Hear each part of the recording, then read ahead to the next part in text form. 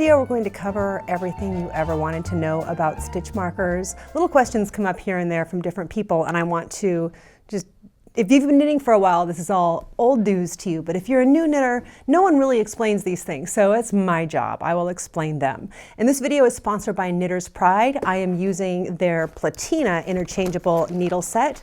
You can see there are some pieces missing because I'm actually using the needles. These are their chrome-plated needles. These are their fastest needles. They're great needles for people who are experienced fast knitters, or for tight knitters, or really anyone who wants to pick up speed. And you will get a close-up look. These needles have a beautiful long taper and sharp point. They are one of my favorite go-tos. And this interchangeable set has needle sizes from US 4 to US 11, or 3.5 millimeters to 8 millimeters.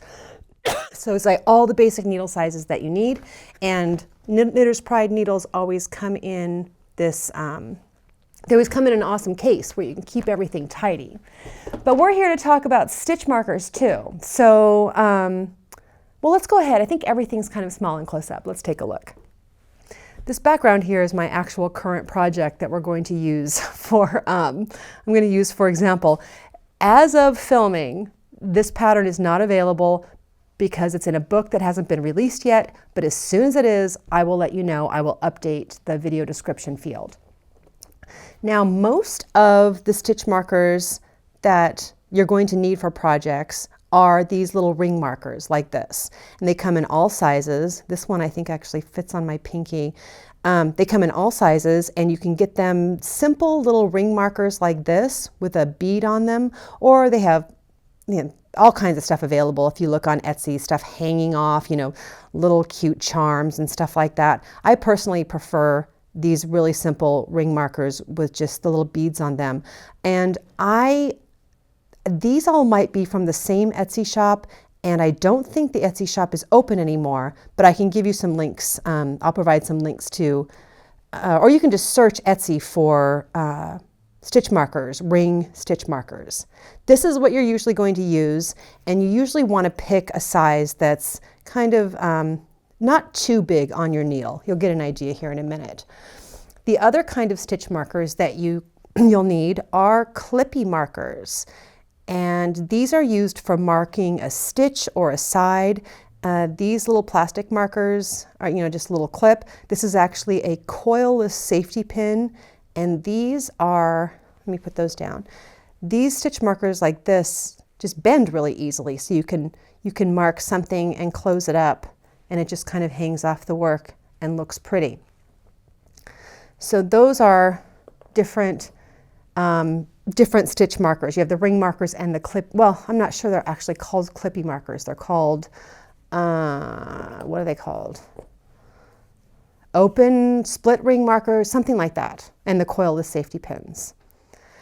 So what I'm going to do is show you how stitch markers are often used using my actual project and my beautiful Platina needles. When a pattern tells you to place marker, or it might just say PM. PM is the abbreviation for place marker. What you want to do is take a stitch marker that fits on the needle but is not too huge on the needle. Like this one here would be far too big on there. So I'm going to take this one, pop it onto the right needle, and just keep going. And every time it says PM, you knit up to that spot, pop the marker on the right needle. You see how I dropped it? That's how they all end up in the sofa cushions, is because they fall, I miss on the right needle. So that's what place marker is. And if you come up to the abbreviation slip marker, or you'll just see SM. I'm getting very close to showing you SM. I finished saying what I needed to say before I got there.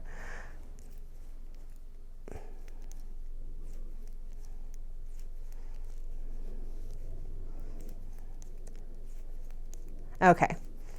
Now, you know, my pattern said knit 28 or whatever it was. SM. SM means slip marker, and all I'm going to do is slip it from the left needle to the right and keep going. Okay, that's 99% of all the stitch marking, the ring markers you're going to use. Place marker, slip marker, just slipping it over from left needle to the right or popping it onto the right needle. And they always let you know you're on track. In this pattern, I didn't do it, but it tells me where I need to increase to make the chevrons around the diamond pattern. Now, the other thing that you'll see with markers is sometimes it'll say knit 20, whatever, mark the next stitch. You can use a ring marker for that, but oftentimes when someone says mark the next stitch, they want you to put a marker in that stitch, and that's when clippy markers come in handy. You see, I just put this little clippy marker into that stitch, and I can still work it. And the coilless safety pins are actually a little easier because they're so thin. Just pop that into the stitch. My pattern does not require all of these markers, but I'm going to show you how to do that. And then the reason that the marked stitch is different from the ring marker marks a place between stitches. This is actually marking a stitch. And different patterns, it means different things. It can mean, it can mean all kinds of different things. Just trust your pattern, and when it says to mark a stitch, do it like this with the clippy marker. You can also use a piece of scrap yarn.